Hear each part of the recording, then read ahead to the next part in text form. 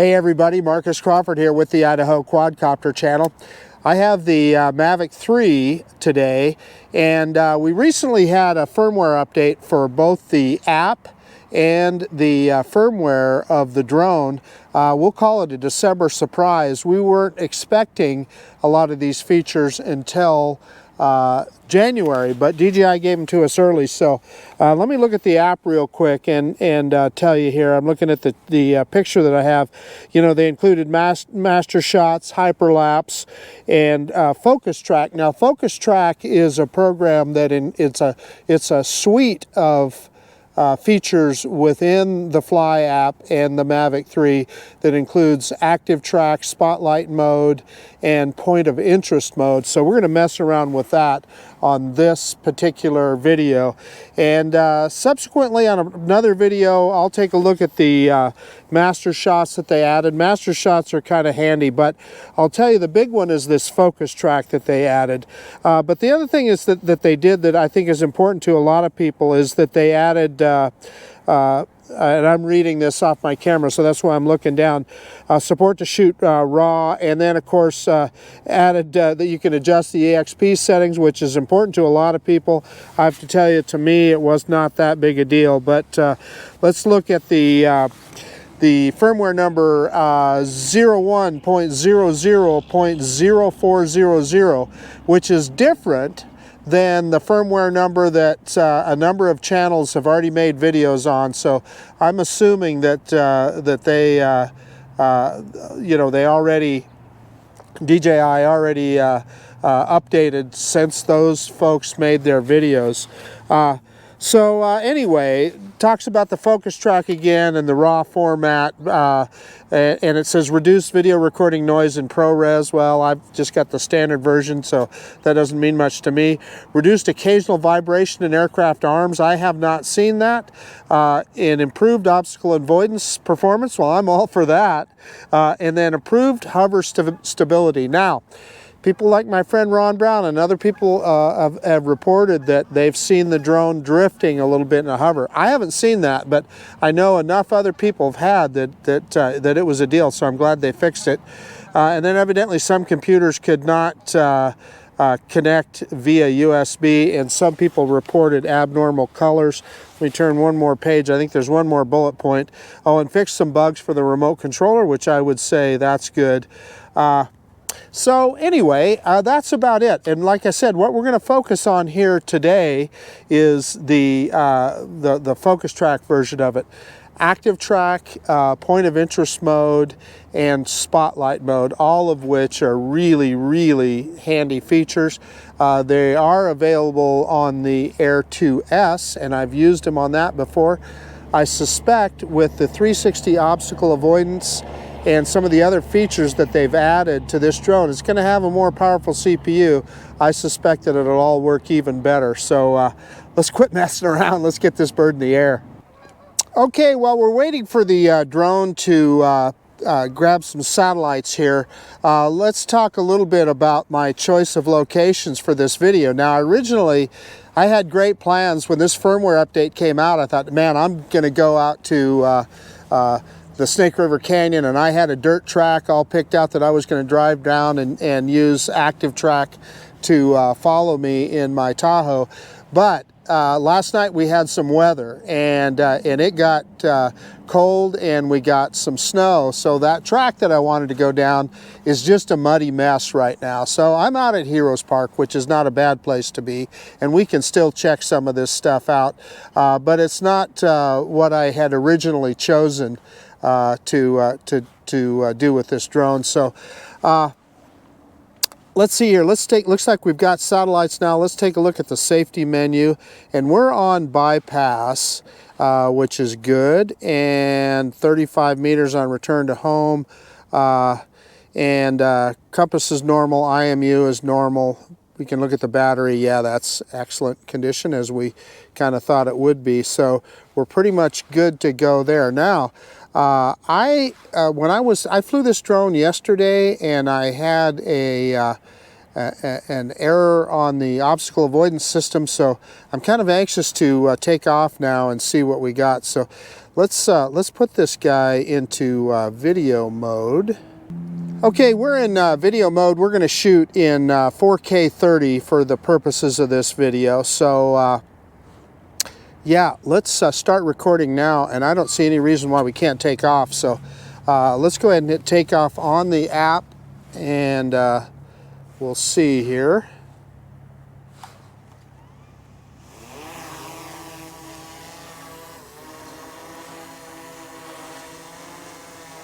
So yeah, looking good. Not seeing any anomalies with regard to any of the sensors or anything, so we're in good shape there. Let's go up to that 7-meter height. Well, that was more than. Right about there. Let's let it take a look at its landing spot and see if we can get a precision landing when it comes back. I probably should have punched that up stick a little earlier. Let's bring the drone down and spin it around here. And boy, do I love these DJI flight controls. And you can see we're looking into the sun here, but let's bring the drone in as close as we can. Well, you know what? Let's just do something here. Let's go in and let's turn off obstacle avoidance for a second, and let's bring the drone in. That's the only way we're going to get it this close to the camera, folks, is with obstacle avoidance off. So anyway, that you can see that that big gimbal, the way it operates there as we jag it back and forth. Let me tip it back. You'll see the camera drop. And we tip forward, you'll see the camera pick up there a little bit. That's how that thing keeps stabilized video for us. So in any case, let's go back in. Let's not forget to turn that obstacle avoidance back on, and I want it in bypass mode. So we're back on again, and yeah, it's looking at us. So let's back it up. In fact, we might as well just do our usual droney right now. I'm going to drop that gimbal down, just get it dropped down just a little bit, and let's go reverse and up now. And there's some trees back there, but you know what? This is a drone that I don't have to worry about it with because of that superb obstacle avoidance system. Now I'm going to adjust the vector here because I want to stay in the park. So that's me moving the drone back so it's over the park here. But you can see the weather here. Let me pick that camera back up. And you know what? I have a little bit of a tilted horizon. That is the first time I've seen it. It's very subtle, but it's definitely there. I can see it on the grid lines of the drone, and now it's straightening out. That's the first time I've seen that with this drone. It straightened out very, very quickly there, but there was a hint. It wasn't bad, but it was a hint of a horizon tilt there, which I'm just going to tell you, you shouldn't, when you pay the kind of money you pay for this drone, you shouldn't ever see that. So hopefully that's something that DJI will continue to work on. But a little bit about the weather. You can see it's kind of nice right now, broken clouds, but it's in the mid-30s temperature-wise, so it's definitely cold, and everything's wet. I don't know if you're going to see much. It's really starting to melt off, but it was all white earlier. I'm going to do a quick kind of an overflight here, and we'll get down on some of the snow. Let's drop it down and bring it in here, and we can show you some of the snow that is still on the ground. Well, you see it by the flagpole there. Let's and you know, there again, that's the cool thing about this drone, is you can drop it down in these kind of situations and not be so concerned about, you know, there's not many drones that I would feel as comfortable as I am moving this around this low to the ground. But yeah, so you can see we had a little precip last night. And yeah, we want to watch out for ghost branches here, but I think we're going to be okay. So the point of this video, of course, is active track and, well, FocusTrack and all the things that'll do for us. So let's bring it back around.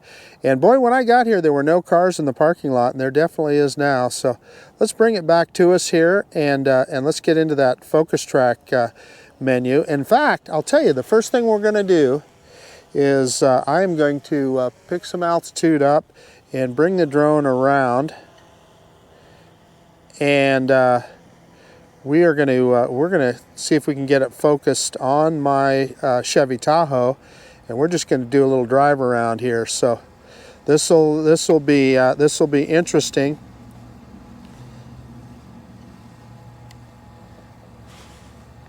Okay, so there's the Tahoe right there. Let's bring it in just a little bit.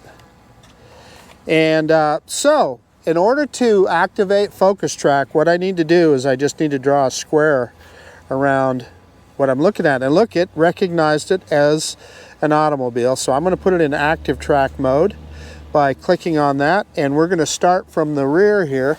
I'm going to take the GoPro with me, and I'm going to get in the Tahoe, and we'll see how well this thing does. It definitely grabbed a hold of us real easy, and we're just going to drive around in the parking lot here. We've got the drone up high enough that it should be just fine. In other words, I'm not that worried about obstacle avoidance with the height that we have the drone at right now. So I'm getting myself situated in the vehicle. And so we need to tap go, it says.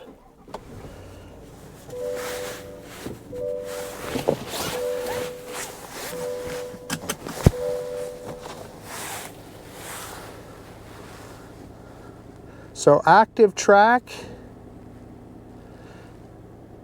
And go. Okay, there we go. So it's got us. Let's just take a little drive around here and see what we can do.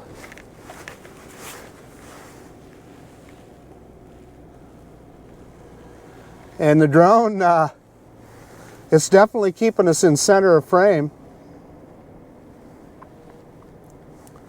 Look at that. Good for you, DJI. And we're traced, so that means it's right behind me. So I'm going to go down this lane here, which I noticed this car is going the wrong way down, but these are a set of kind of one-way lanes. But look at that. It looked like it lost me there for just a second, maybe. So yeah, it's got. I need to get rid of the. There we go. I just tapped on that little dialog box that was on my screen because it was kind of blocking my way. But we're good here. Okay, so now if I want it to go to the other side, what do? Let's hit active track again. Yeah, how do we activate that? Yeah, okay, there we go. I just touched on it. So I've got it to the left, and so now it should track us from the left. And look at that. I mean, it just keeps us perfectly in the center of frame. Wow, what an awesome little piece of technology. Yeah, I love this, man. Okay, let's see how quickly it'll get around to our left. It didn't. It's kind of in front of us now, isn't it?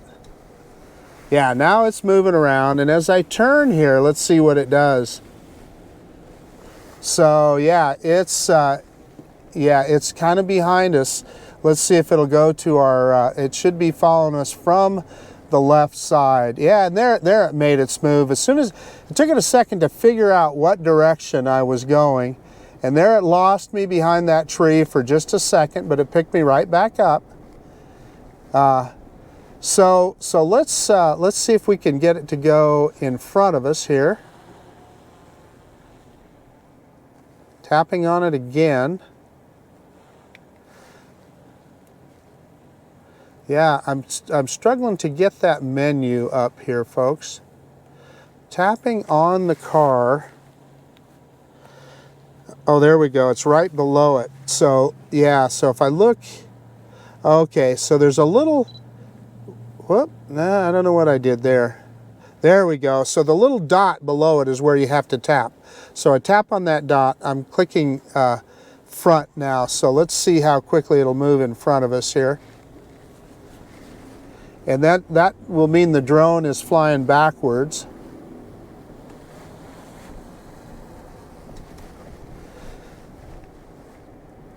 There it did. Yeah, it moved in front of us. Look at that. Look at that.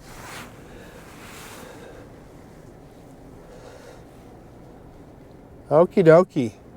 Well, that works quite well. Kudos to DJI on that one. That is a pretty cool piece of technology. And it's doing its best to move around in front of us again. But it is keeping us in center of frame. So if I was in a bigger area, I'm sure that would, you know, where it had more of an opportunity to see which way I was going. You know, as I'm moving around, I'm in pretty tight quarters here, so it probably struggles to figure that out. So, yeah, let me get parked here. You know, one of the coolest things about new vehicles, and this has nothing to do with drones, is the 360-degree cameras that allow you to park just perfectly. So, okay, let me get the vehicle shut off and get out of here, and we'll try something different. And the drone is just up there hovering. It still has the vehicle as center of frame. Let me put the camera back on the tripod here.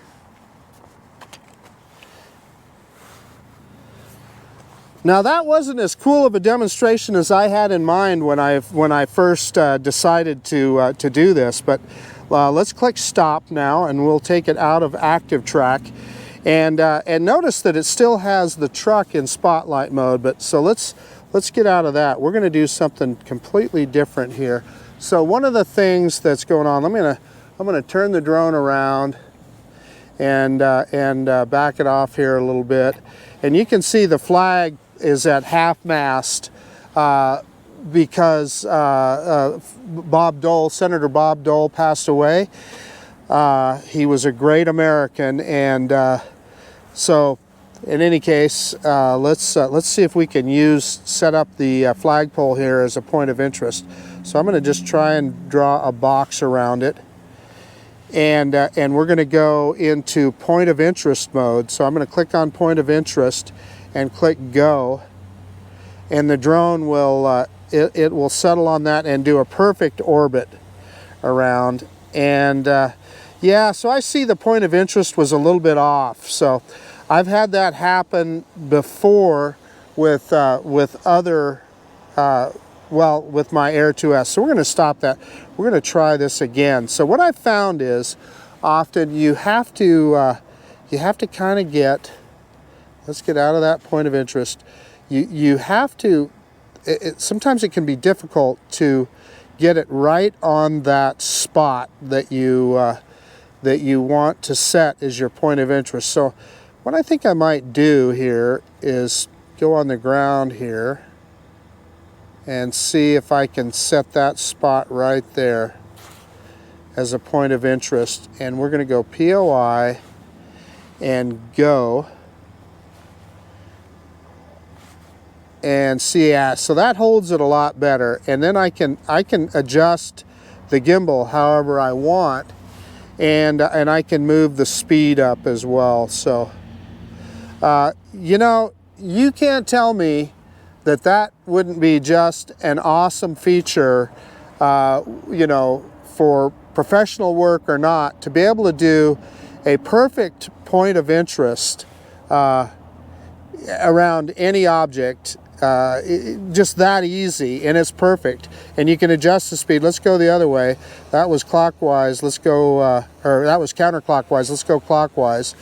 And yeah, I mean, look at that. And the drone just stops, turns around, and heads the other way, and keeps that flagpole right in the center of frame, so, or as close to the center of frame as I set the point of interest. So pretty darn cool. That is a fantastic piece of work on the part of DJI. So let's stop that. And so the next one in FocusTrack is spotlight mode itself. So let's see, I'm trying to think. Let's move to another location to try that out. So I'm going to X out of that one. I'm going to pick the camera up. So hopefully you're seeing the value of spotlight mode here. It's a pretty cool little feature. And I'm just in normal mode with the drone now. So I'm going to move over here, and I've done an orbit around this little I don't know what you call this thing. It's a sculpture or a art installation or whatever, but it looks like some flags or sails here. Let's see if we can set that as a point of interest, and we'll take a look at spotlight mode. So I'm going to get centered on that. I'm going to draw a square around that whole thing, and then we're going to stay in spotlight mode. Well, that took it out of it, so I guess I don't have to click on spotlight. So it's in spotlight mode now. So what I can do is I can manually fly the drone, and as I move forward, it will keep the camera right on that point of interest. So I can see now that it moved kind of the point of interest kind of behind.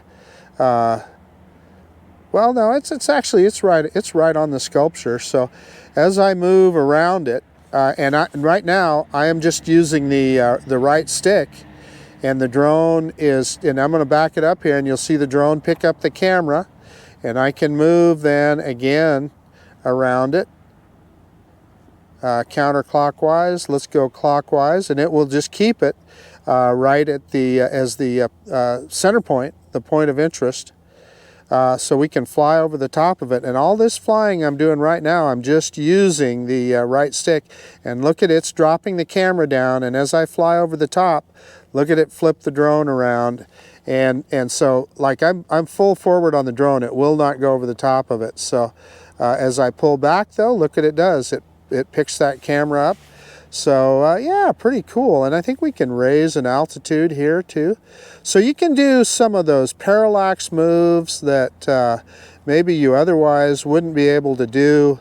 You can focus on your sticks while the drone is taking care of the camera. So pretty darn cool. And again, one of the neat things about obstacle avoidance in this drone is it's not going to run into anything. So let's see if we can demonstrate that here, because it has sideways obstacle avoidance. Let's see if we can go sideways into the building here, and it's not going to let us. It's going to avoid the building. So let me go straight forward here. And you can see it's not going to hit that building. It's going to move around it.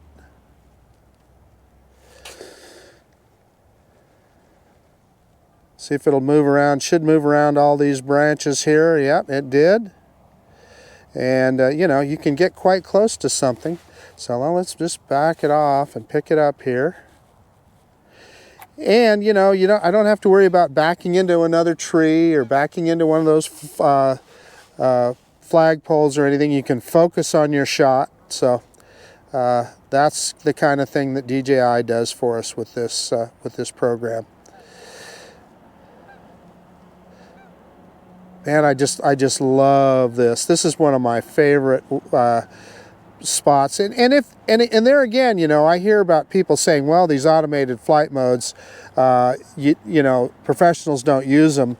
Well, how much easier does that make your job? And you're going to get your job done a lot faster if you can use that automation to keep that point of interest. I just think it's a phenomenal bit of technology. And there again, I'm not worried about flying over a building or anything that it's going to have a problem. So let's see if we can get back over the top of it here and go around. I mean, I could just this is just so much fun. Okay, let's get out of that and pick up the camera again. And let's just I'm going to stop recording for just a second, and I'm going to look in the menu here just for the fun of it. Now I know they said they added master shots. Yeah, so the quick shots are not there yet, but they did give us hyperlapse. So yeah, look at that. We could set up, and you could do a waypoint of a hyperlapse. You could do a circle with hyperlapse. Let's do, I think we should do a course lock. And we'll set this guy up, and we're gonna, let's go into course lock here. And I'm looking for, how do I set up my, yeah, so I'm going to click on course lock. There it is. That gives me the menu right there. So interval 2 seconds and length 5 seconds. And I'm going to see if I can slow the speed way down. Really slow. And we are going to, let's pick that camera up just a little bit. Let's center it on the sky here. And let's give this a length of 10 seconds, and it's going to shoot a picture every 2 seconds. Well, we can even go longer than that because I think we've got enough battery. So the drone should fly for 10 minutes, giving us a 10-second hyperlapse here. So I'm going to go ahead and click on that, and I am going to set direction before starting. So I wonder, how do I do that? Oh, I have to click on direction. Okay, that's what I needed to do. So it's been a while since I've done this, so you have to just lock that direction. So we're good. Let's start it up here.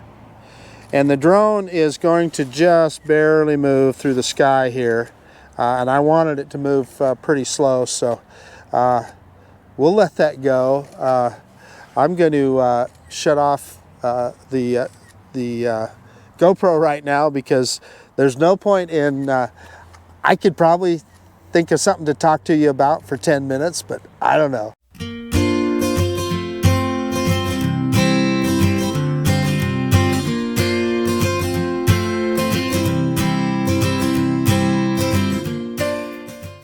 Hey, okay, so the battery is wanting to go into low battery landing, so we're not going to let it do that. We're going to kick it into return to home. And it's coming back to us here, I believe. Let's bring it home here.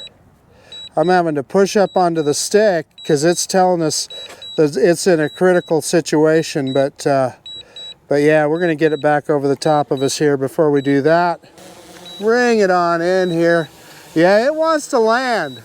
I thought I'd be able to execute a return to home, but evidently not. So let's let it come down here. Bringing it a little more forward, trying to get it in a dry spot here. Yeah, and she's down. So that was with what, 6% battery. So here's what I'm going to tell you is that thing, it was insisting that it was going to come down. Even when I hit return to home, it looked to me like it was trying to land in place. So I could still push up on the upstick. So I'm just telling you, this isn't a drone that you're going to want to let that battery get down too far. We're down to 6% on the battery, and it did let me fly at home, but I had to keep pushing up on that left stick in order to do so. So anyway, let me get everything shut down and we'll do a quick conclusion. Hey, okay, that was fun. So, you know, I pushed that battery harder than I normally would, but what I wanted to do is I wanted it to complete that hyperlapse, and it did. So that's why I let it go beyond when the drone was telling me to bring it back. But I knew, I mean, I could see the drone. I wasn't very far away from me.